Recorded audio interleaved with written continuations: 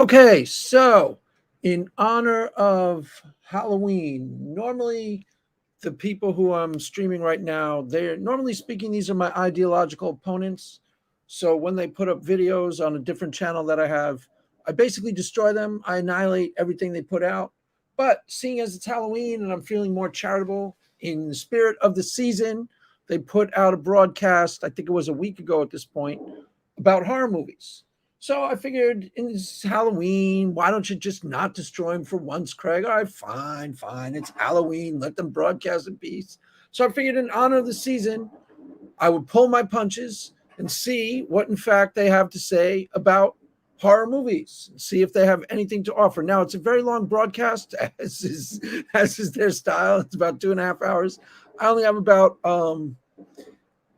ideally 45 minutes to an hour. My wife will come home any minute now, so I'm just going to stream what I can. I'm going to skip ahead. I'll watch the beginning and then I'll skip ahead. The problem is I don't think I've watched the whole thing, so I don't know where the really good parts are. So I'll just be jumping in and out at random, but hopefully we'll have some fun horror movies to talk about. So let's see what we got. One of the things about horror, isn't it, that it allows us to delve into the current fears of the society that the horror is being written in and being written about. Yeah, most definitely. Yeah, I mean, that right off the bat, that's a point. I think I might have been even watching it live at that point, and I think I mentioned Godzilla. Some of you may know this. The original Godzilla was kind of a metaphor for the fear of nuclear holocaust, because Japan was the only country still that had been, had 2 nuclear bombs detonated in their cities. And Godzilla was a direct outgrowth of that fear. And then there's some people who would say like the Halloween and the slasher movies are, fear of the rising crime rates. And then the one nowadays, probably my favorite genre is the zombie apocalypse. And the zombie apocalypse is a metaphor for, kind of where our society is heading. If you were here during the pandemic, it kind of looked sometimes when you turned on the news at night like you were watching a post-apocalyptic movie. So yeah, he's correct about that. I think very much that is the case. I think a lot of people who say they don't like horror say it because the only forms of horror they've really ever experienced are those sort of slasher style jump horror that have no real depth to them. They're just there. I mean, they have their purpose. Those are some of the good ones, though. Those are fun movies usually. And well, you see, I think some of those slashers have a deeper depth than many people kind of realize. Fair? Some don't. Some don't. Some are just straight up slasher flicks designed to get you jumping off your seat and keep you on the edge of your seat sometimes. Or as we put it once, push you back into your seat. The thriller keeps you on the edge. The horror pushes you back. Yeah. Yeah, recoil. That was it. Horror can make you recoil. It's funny because my wife really, really doesn't like horror movies at all. And I think part of it is also, part of the reason why I like them is I honestly almost am never really scared. They feel fun to me, whereas my wife will get legitimately scared. And I think that has a lot to do with why because she abhors them like every fiber of her being. I couldn't get her near one. I mean, every once in a rare while, I think The Exorcist is the only one I can think of off the top of my head where I was actually scared watching it. But other than that, it's really hard for a horror movie to get under my skin and actually, make me feel afraid. I'll feel a little bit of suspenseful during some of the suspenseful moments, but almost never feel any real fear. In either disgust or fear. Whereas a thriller is supposed to be keeping you tense and on the edge of your seat, which is why the discussion of why elevated horror isn't exactly a thriller, even though they might have a crossover, because the point of the elevated horror is still to make you have that recoil, that push back into your seat, rather than sitting on the edge of the seat in suspense. Right. There's a new reboot of Scream where they do a fun riff on the elevated horror. I don't remember if they were pro or con, but it's a fun little take on it. Some of the elevated horrors are pretty cool. I guess Hereditary would fall under that category. Hereditary is a really good movie. Um, there was the one with the cult that I thought was a little bit overrated. I forget what that one was called. And then may even been the same director. And then there's the Witch. The Witch was a little. That's supposedly like the ultimate. I wasn't all that crazy about the Witch. I found it a little bit slow and ponderous. And I guess that's an example of the elevated horror. But overall, I think I favor the genre. I don't know where the Babadook falls. Babadook was a really good movie. Babadook, is that what was it? Babadook, something like that. And you could be right that some of these slashes do have some more deeper concepts to them, though my general experience, and I must admit, I stopped watching the jump horror, at least intentionally. I mean, some horrors I watch happen to be a jump horror and I'm disappointed. But I stopped watching them a long time ago because I did tend to find them all the same sort of thing. And always that, oh, it's the quiet bit. Oh, it's gone really quiet. And oh, there's the jump. And it's like, right. Okay. Ever. But there's an art to the jump scare, and I might put out a video about just jump scares because I think that would be worth exploring in and of itself. In the new Scream, they do a really fun little riff on where the refrigerator doors open and you're automatically, if you were watching it in the movie theater, everyone would be, he's behind the refrigerator. He's behind the refrigerator. That's what everybody would be doing in the movie theater. You got to see horror movies in the movie theater sometimes because it's so fun, especially on like a Friday night. People just shouting at the screen, go, he's upstairs. Like, go in the back. Don't go upstairs. Like, it's so funny. But yeah, I mean, the jump scares, they sometimes really creative about it. In the Scream one, they raise the expectations. They play with your expectations a lot because like he'll open the refrigerator door, and if you were watching the movie theater, everyone would be like, he's behind the refrigerator, and he closed the refrigerator, it wasn't there. So like that in and of itself was like the jump scares, like it wasn't there, like playing with your expectations. I'm not sure which movies he's referring to as just standard issue slasher flicks. Normally I like them. The thing that started the genre was probably Halloween, and then it really got lift off with Friday the 13th part 1 and 2, both of which I really liked. I don't know if I've seen all the Friday the 13th. I probably saw 3, and then I've seen some, but couldn't tell you which ones I saw. So I mean I'm not absolutely enamored with slasher movies, but I find them fun.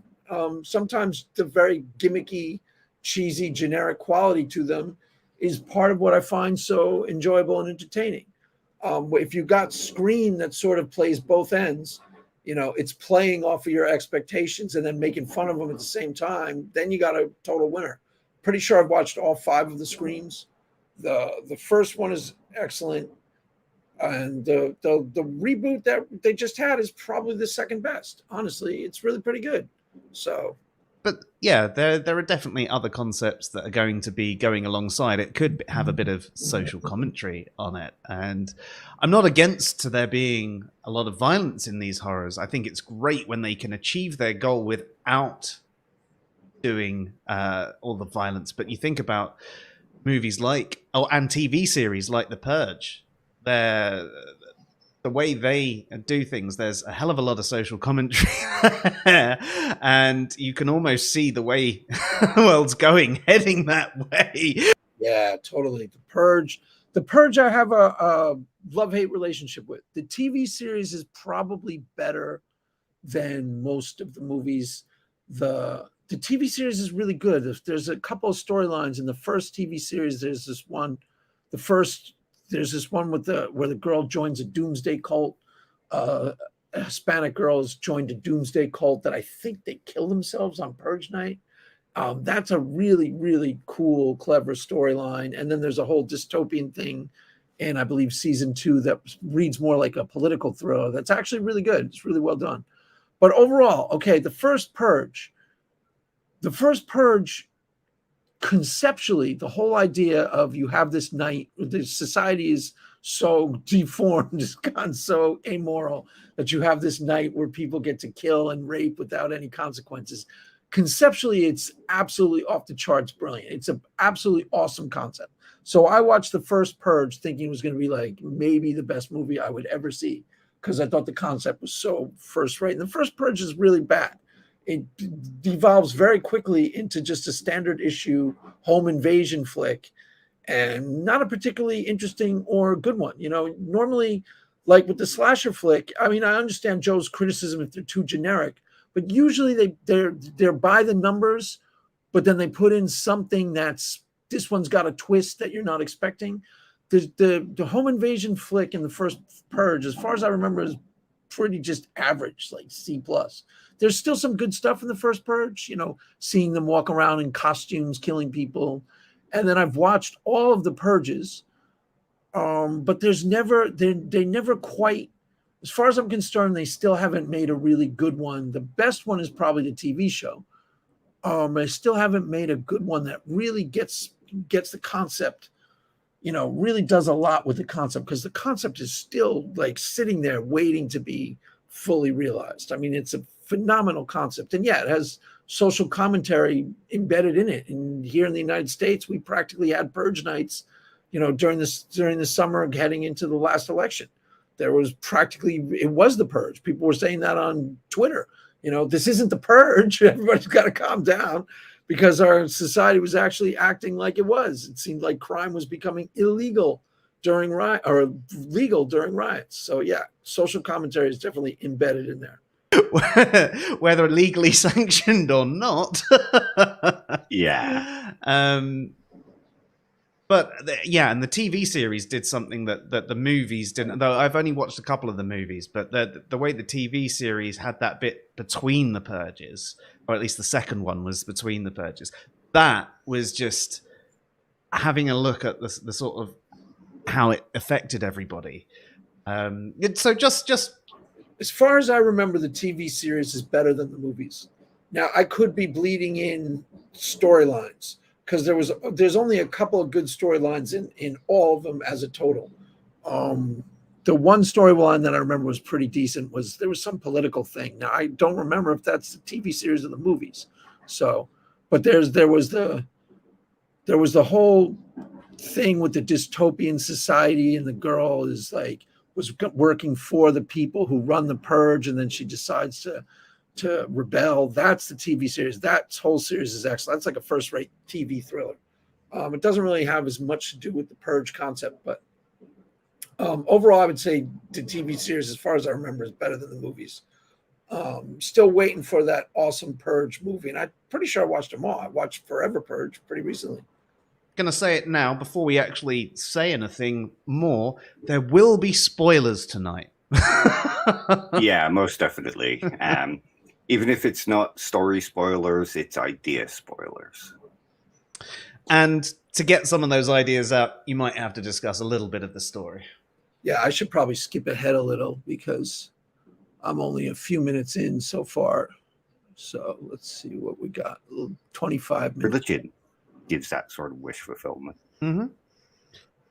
Yeah, and sometimes it comes about in different ways. Sometimes the big bad is targeting the earthly bad. Although sometimes the other thing that some horrors do is they actually allow the bad guys to win as well, which you generally don't find in other movies. And it adds a little bit of realism, because a lot of time in the real world, the bad guys win. Yeah. Yeah, and often the horror movie, the anti-hero is the hero. People are going to see Freddy Krueger and Jason Voorhees and Michael Myers. That's the characters take on a life of their own, or the characterizations, which increases the horror element. So that's a different kind of horror. Of course. You've seen Scream, haven't you? Yes. That's another one where you see the bad guys torture these kids all throughout the film, like harassing the final girl, and the final girl finds out who they are. They try to kill her, and she gets revenge. She takes them out. And there's that certain sense of satisfaction in watching Nev Campbell kill the people. Mm-hmm. So that could be another reason. And there's another one like this, and this one sort of blends into it. It's, you think about Friday the 13th, and there's a lot of films where, like in the slasher genre, where sex and death are kind of linked. Anybody who, that's one. Yeah, that's the thing they played off in Scream, and we noticed that in the '80s. You know, if you want to survive the film, don't have sex, because that goes all the way back to Halloween. Jamie Lee Curtis was, I don't know if they ever actually established that she was a virgin, but her friends were tramps and they were like sleeping around. They all got killed. And in the Friday the 13th, I don't remember if they actually established that that girl was the virgin, but she didn't have sex and everybody else was sexually active. So yeah, that's a constant trope in the slasher films of the 80s. Like, if you have sex, you're going to get killed. And they wink at that in the first Scream. And I forget if they wink at it in others. One of the rules that they mentioned in Scream, if you have sex, you're on the death list. Yeah. And you'll have these teenagers who aren't one of the cool kids. They're watching these jocks on screen get all the things that they couldn't get. They're popular. They get the girl. They get to have sex. And these nerdy teens aren't getting that. So, but they get to survive to the end of the film, so they get their final last laugh, because all the jocks and the trampy girls and the hot cheerleader girls get killed in brutal and terrible ways. They watch it. That goes all the way back to Halloween. Who was her friend? The one who goes, "Hey jerk, speed kills." I forget her name. She may have even been the first of them to die. And see these kids get what they think is coming to them. It's fulfilling their wish. Ha! I can't have it, and you can't either. Does that make sense? Mm-hmm. Yes. I can't. So there's that element of that, and this brings us back to kind of what Kimbo said, where it's a sense of superiority. When you look at the car crash, at least that wasn't me. Yep. On stream just so people can remember. Yeah. His actual words were, right, because the kids going to the theater are like 15, 16-year-old virgins, not by choice, and they're like, well, at least I didn't get killed, you know. So yeah, there's definitely probably a subliminal satisfaction being realized to the audience member from that. Driving past a deadly car crash affords us the opportunity to think, at least it's not me. Yeah. So I mean, that it's not necessarily a sense of superiority, but it's counting your lucky stars. Still a kind of sense of superiority, though. At least that hasn't happened to me. Yeah. And the same with these kids. If you think about like the sort of pseudo-religious, moralistic type of people, well, you shouldn't be having sex before marriage, and they see somebody getting punished for having sex before marriage. So it feeds into their sense of moral superiority. And how many times, when you think about a common horror trope, if that was me, I wouldn't be so stupid as to go into the basement. I'd get out of the house. Look at how dumb these people are. Yeah. And again, that builds on our sense of superiority when we watch the horror film. Well, at least I wouldn't be stupid enough to do that. Look at these dumb people. They're Never idiots. Get caught in that situation. Yeah. They always go, let's split up.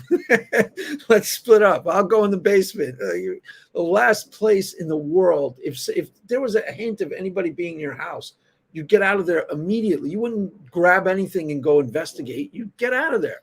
You'd call the police immediately. You know, you get as far away from the place as humanly possible, and you never split up. And they always split up. You never split up. Like, yeah, you go down the empty staircase. I'll go into the basement, and you go up into the attic. That should go really well. Let's all split up and get killed. You know, so yeah, there's definitely some of this. They always tend to do like the stupidest possible things that carries over into a lot of horror movies. Yeah, that's quite a common thing that seems to happen. I mean, that's one of the things I didn't like about the average jump scare horror, because it was filled with this sort of idiocy, and I found that painful to watch, because I thought most people probably wouldn't be this dumb. I mean, there are times when you're scared and all reason goes out the window. Yeah, sure, I can accept that. But for every single person who is experiencing what's going on in this movie to just act in the same way and just be like, you're just walking into it. It was just so frustrating to watch.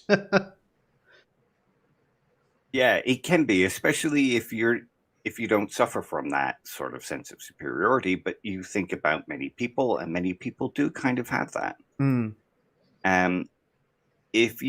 I've heard people say, of course there should be poor people because that makes me appreciate what I've got more. I know it sounds stupid, but I've actually heard those words.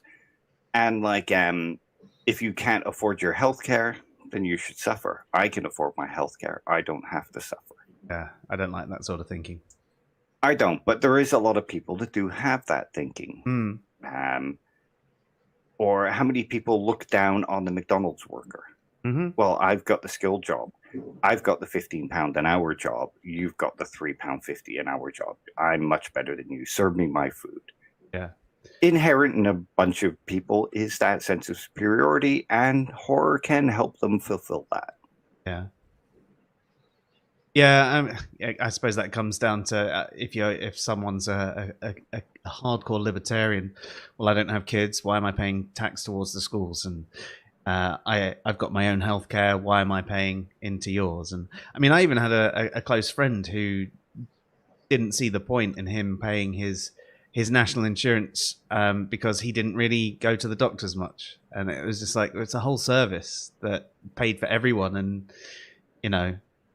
At some point, you may need it. And if you're lucky enough not to, hey, at least someone has benefited from, in comparison to your pay packet, it's a minimal amount. And to be honest, I wish more of the tax went on that sort of thing than elsewhere. But yeah, so they're the sort of people that would take the opportunity to hint in the movie, well, I wouldn't do that. You're a fucking idiot. I'm so much better than you. Yeah, exactly. So there's that element to horror as well, and that might be why some people enjoy watching these horrific things happen, because they're horrific things happening to people they think deserve it. Yeah, and that ties into almost a form of victim blaming, doesn't it?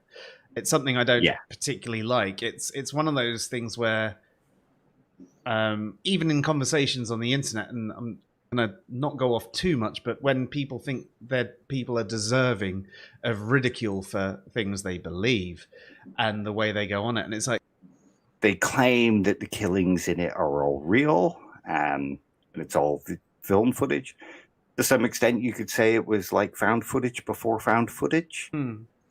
And people would seek them out and watch them to see just how bad they were and see if that would be the final straw that they could take. So I just skipped ahead a little. I don't know. I guess he's talking about snuff films now. Another reason why people might watch horror is to push those limits, to see how bad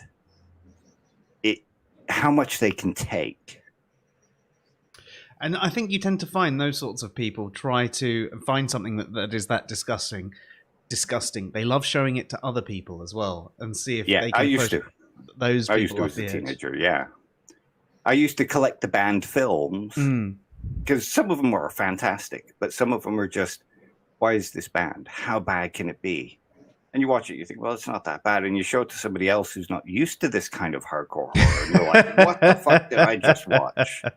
Yeah, fair. And you take pleasure from their reaction. Yeah. In the same way that you could turn it round and go, if you're watching a comedy with someone who doesn't find it funny, you don't find it as funny. Whereas if you're watching it with a bunch of people who have a similar sense of humor, it adds to it. You take the pleasure from their pleasure, and if what you like is the disgust, seeing other people's disgust enhances your own pleasure at the disgust. Yeah. Kimmo brought up a good example of a film today that's kind of like this, The Human Centipede. Mm-hmm. Yeah, I've never seen it, but that sort of torture porn is generally the genre that I think he's referring to, like the Saw films and I guess the Hostel films. I don't think I've seen any of the Hostel. I've seen probably all of the Saw films. I thought the Saw films were pretty good. My friend actually is one of what he's talking about, who will watch the most demented, twisted movies that are even too far insane for me. Now, the Human Centipede may be too far gone for me. I don't know. Generally, I have a very high tolerance for this stuff, but it's not unlimited. There's definitely a limit where I'm like, okay, it's. I don't get offended but there's definitely a point where I'm like, okay, I don't really need to see this. My friend is always talking about these Eastern European films that have a cult following that are supposedly like the most demented, twisted things. I'm pretty sure this guy Dave here would probably know what I'm talking about. I don't remember the names of the movies offhand, but the Human Centipede is supposedly one of them, where these just like, part of it is just the whole how insane and disgusting it actually is, and can you actually handle it? I think is like what the point is. Can you deal with it? But that was part of the thing about horror movies in the past too. You kind of felt a bit of it was like, a young guy. It was like a shortcut to being brave because you figured out the mechanics of a horror movie somewhere along the way, and you could go see a horror movie and feel courageous, even though you weren't doing anything that required any technical courage at all, because you weren't actually afraid. But that was partially because you were able to understand really easily that it was a movie and understand the mechanics of it. So I don't know what the separating difference is for someone who really gets afraid from horror movies, like my wife. They don't seem to enjoy. She never watches them, and that's part of the reason why she'll never watch them is because she gets actually afraid. Like that's very rare for that to happen to me in a horror movie where I actually feel afraid. Happened to me once. I remember when I was a kid, and I shut the TV off. Ran away from the TV. There was this. It was in Lost in Space. Everyone see the original show, not the remake on Netflix. There was a show that was predicated off of that I used to watch all the time when I was like, I don't know, I guess for kindergarten, first grade. I remember coming home and watching it. And there was one thing where there was this giant monster that they didn't even show on the screen with these huge legs. Pretty sure they never showed him full body. And the main character grabbed a gun and ran off to go fight, to go look for somebody or go fight the monster. And I got too freaked out. I turned off and couldn't watch the rest of the show. That's the only time I ever remember being truly afraid watching TV. And that's exactly how I responded. I shut the TV off and ran into the other room and wouldn't go near it. couldn't keep watching it. I wouldn't go back to it at all.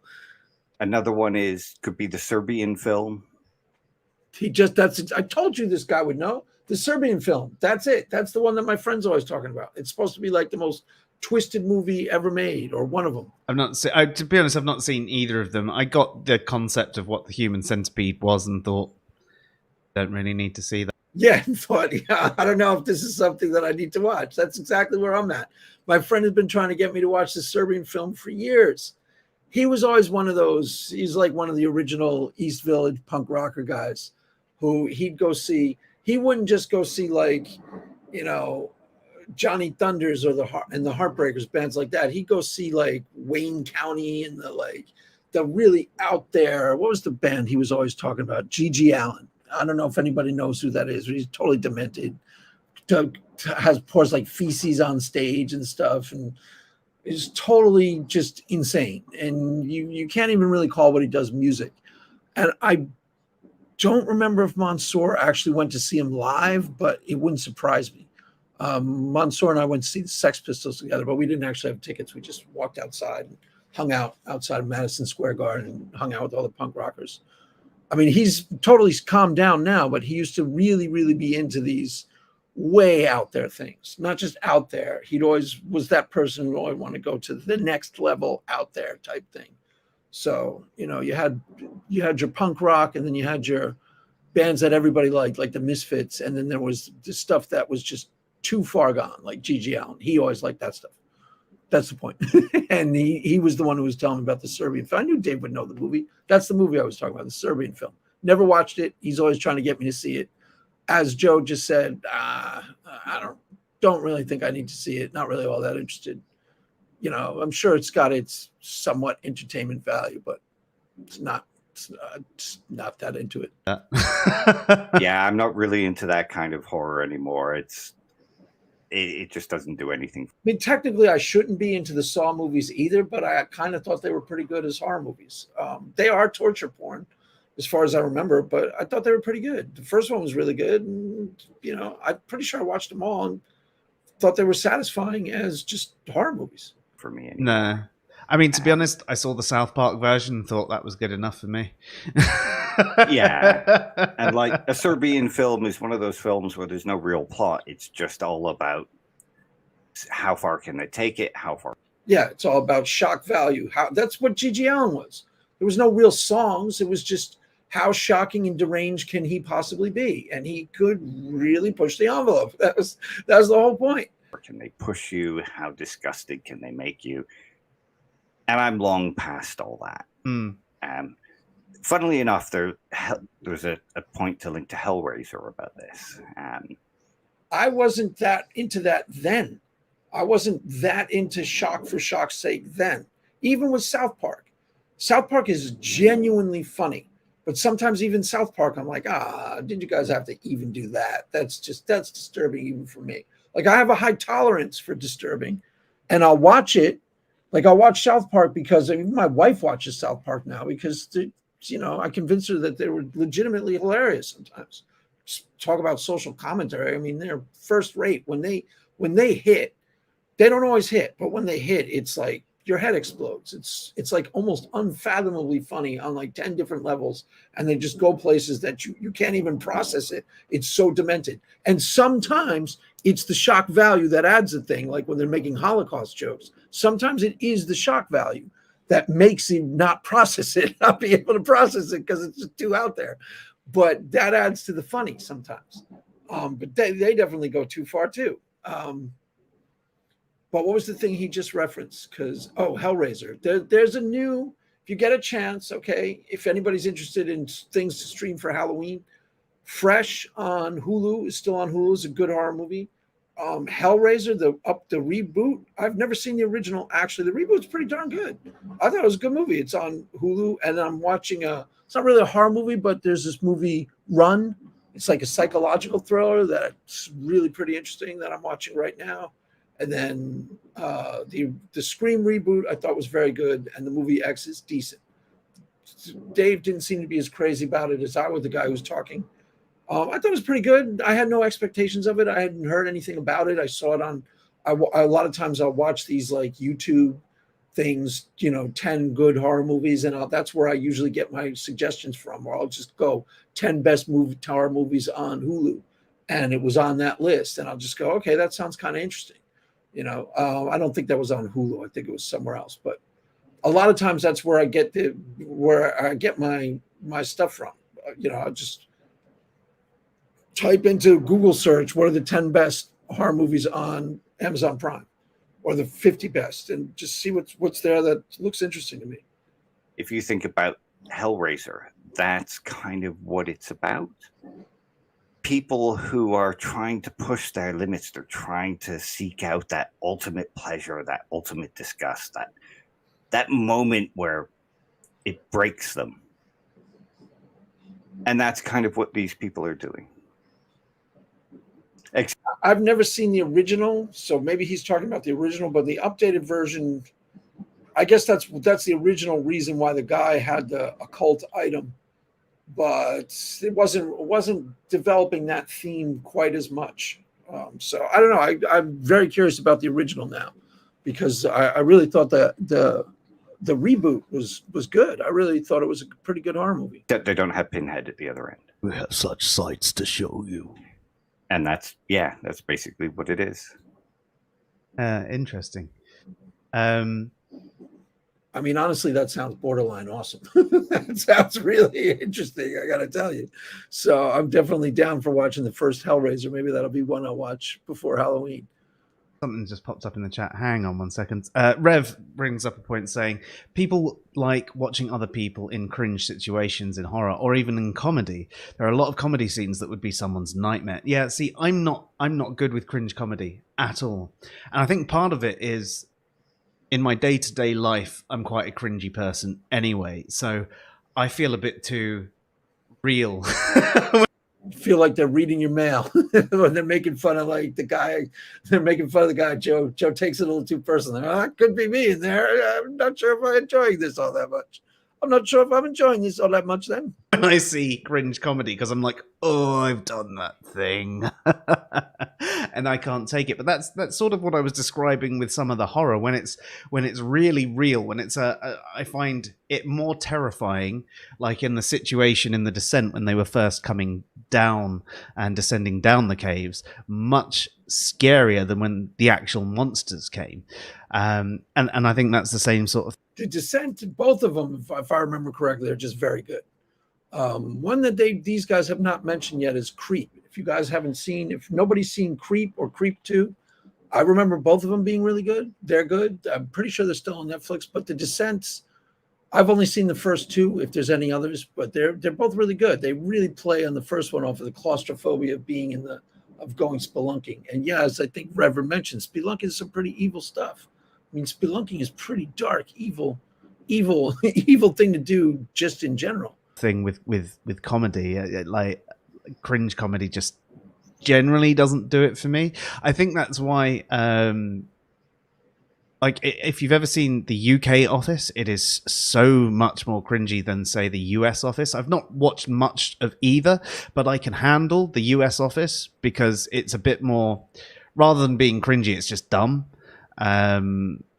Whereas, like, I mean, to be honest, pretty much everything Ricky Gervais does is cringe anyway, especially any of his philosophical takes. Yeah. But I can't watch his comedy or anything like that. Saying that, I mean, there's a couple of TV series he's done which are all right, and credit to him. I always give credit to people who I generally dislike that managed to do something that I'm like, yeah, that was good, and that was Afterlife. So I mean, that was all right. There's still a couple of moments in it that were, but anyway, this is about horror, not cringing. Sorry. And can I just say hello to everybody who's here? There's quite a fear that comes to people from watching those horror films. Yeah, and I mean, we discussed a lot of different points on this before, and I think the thing is, you go into that and you almost allow yourself to have that fear. And I think in general, most people afterwards, like I was saying, you've had the experience of being scared by it, but now you're back in the real world and you realize that it's not an ongoing thing. And your disbelief is only suspended sort of momentarily and not totally, because you're not so scared that you go and call the police on and say there's this thing happening, this murder that happened at so-and-so place, go send out a squad car or whatever. You don't actually think these monsters are coming to get you. I mean, back to your kids' example, you might actually be worried that there are these monsters out there that are going to come and get you because it plays on your mind a lot more. But I think... Yeah, if I had kids... I don't have kids. In some sense, I'm grateful that I don't have kids because I don't see how I could possibly avoid constant worry, especially with the condition of the world today. But I would never, ever, ever, if I had kids, would I watch horror movies about kids being traumatized. I would not be able to process. That's the one thing that would really bother me because it's not in your control. And then that's, unlike when, the times where you yourself are freaked out, like you're home alone at night and stuff, you can usually control that feeling because you can imagine yourself in the situation and, whatever the worst thing you could possibly imagine, you can imagine yourself coping with it. Even someone breaking into your house or something, there's a pretty good chance I might actually be able to handle whoever it was. I'm not exactly like tiny.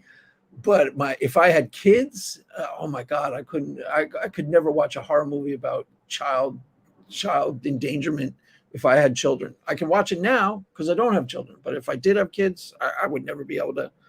I'd never be able to enjoy it. So the rationality comes from you're seeking the experience and you're allowing yourself to have that experience.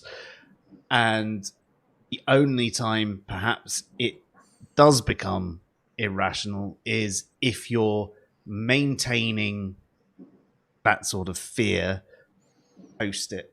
and actually acting on it. If you were to actually act on the fear that you got from a movie that straight up says it's fiction, that is when it goes into the realms of irrationality. And do you know what? Maybe sometimes we just like to be a little bit irrational at times. Maybe you get a bit of enjoyment from that. You're aware that you're rationally being irrational.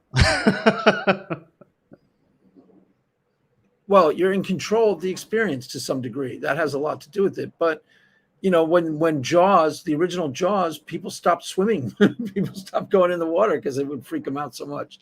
And that's a movie that actually played on that primal.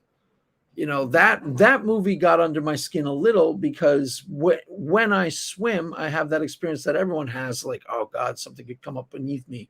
That sort of primal fear of, like, when you're out in the ocean, it feels like anything could come up beneath you and bite you. So that's what that movie played off of really effectively. But most of these movies aren't playing off of anything. That's the slasher and the Home Alone, where they're playing off things that are primal to some degree, but they're not quite as, you don't feel that sense of helplessness like you do when you're swimming in the oceans. I guess that's why they never really work with me. It's really, really, really rare for me to have anything other than fun in a horror movie, like to be experiencing it in any way other than as enjoyment, like a roller coaster. Some people get really freaked out on roller coasters. I generally find them fun because they don't scare me at all. This past summer, my wife and I went to, where'd we go? SeaWorld. And I'm a little older now, so I was actually a little afraid on the roller coaster. And I found I didn't quite enjoy it as much. Back when I was a kid, I just felt like, I've even stood up on roller coasters, which is actually really stupid and dangerous. But I was so not scared that I actually stood up and pretended I was like doing a bucking bronco thing and held onto the rail and went like, yeehaw! Like, just to, that's why I liked horror movies when I was young, as a way of being like a daredevil, a rough and tough risk taker. It was like a shortcut to being, to being a big tough man without actually doing anything that required any real courage. Because I wasn't a particularly courageous kid, but in things like that, the thing that factored in was the fact that I wasn't actually feeling fear. Like, roller coasters didn't put any fear in me. They just made me feel exhilarated or fun. Same thing with horror movies. Very rarely do I feel anything close to fear. If I did, I probably wouldn't like them. I don't like being afraid necessarily. It's more they get your adrenaline working and you get excited, but it's not strong enough to be anything close to what I would call being afraid. So it's happened. The only time I remember was when I was a kid and in The Exorcist. And I'm sure if I thought about it really hard, I could think of a few other movies where I felt a little bit of fear or some fear, but generally it's rare. It's really hard. It's really hard to get me to feel fear through a movie. Yeah, pretty much. I mean, that's Kendall Walton's thing, that we're not actually feeling fear. We're feeling an almost fear, because that lack of motivation, like you said, it doesn't drive you to go and pick up the phone to report the Michael Myers outside Laurie Strode's house. And you don't report the serial killer who got away with dumping the body in the lake. Mm-hmm. You sort of engage in a contract with the filmmaker that you'll allow yourself to get lost in their story. And so you have the feelings, but not the emotion. Yeah, it's definitely, that's probably the difference between people who like horror movies and people who don't, is that those of us who enjoy horror movies aren't really afraid. We're feeling something and we're getting revved up, but it isn't really fear. It's more like general excitement. It's closer to a carnival ride than anything else. That's how I've always felt about them. They always feel like, and sometimes even the shockier the better, because it has more entertainment value. Like when I went to see Friday the 13th Part 2, I saw that in the movie theater, and the crazy deaths was a big part of it, where they like spears the people together and seeing these, like, I think my friend even described it as, and it had all these cool deaths, like these elaborate, ridiculous deaths. And they border on the absurd. You're laughing in the movie theater. You're not screaming, or at least I'm not. I was never screaming. We were laughing. So that was part of the charm of it all. So with that, I'll wrap it up. As I said, it's been about 45 minutes. This was just a fun little nugget for Halloween. I figured I would sit in on their video, and I figured I wouldn't destroy it. There wouldn't seem to be all that much content to destroy in this particular video. And we'll see. I'll post this. Halloween's coming in 2 days, and it should be fun. What I normally do around this time of year is I save all the movies that I could have watched that were horror movie related. I usually save them for now. So I've been streaming mostly horror movies for the past couple of weeks, and I've got, I think, 3 left that I'm going to try and see. Some of them, The Fly is supposedly a classic from the 80s that I've mysteriously never seen, with Michael Goldblum. Going to check that out. I've been trying to find a place to stream The Thing from Outer Space, which is a John Carpenter, that, again, some supposedly classic film that I've never seen, but I don't think I can find it for free. Apparently Don't Breathe is on Tubi. I saw Don't Breathe 2. It's okay. Supposedly Don't Breathe, the original, is supposedly really good. So, and then I'll watch, of course, Halloween on Halloween, as I do almost every year. I may try to stream Hellraiser, the original Hellraiser, now. And then there was probably one other I was going to try to check out. But yeah, so that's it. That is my spooky season, eavesdropping on people talking about horror movies, my fun little broadcast for Halloween, analyzing the mechanics of horror and how it plays out. So with that, everybody have a happy Halloween, and remember, be safe out there. Do not, if you see someone in a white mask with a knife, do not let them in. Do not let them into your house. And that is all she wrote.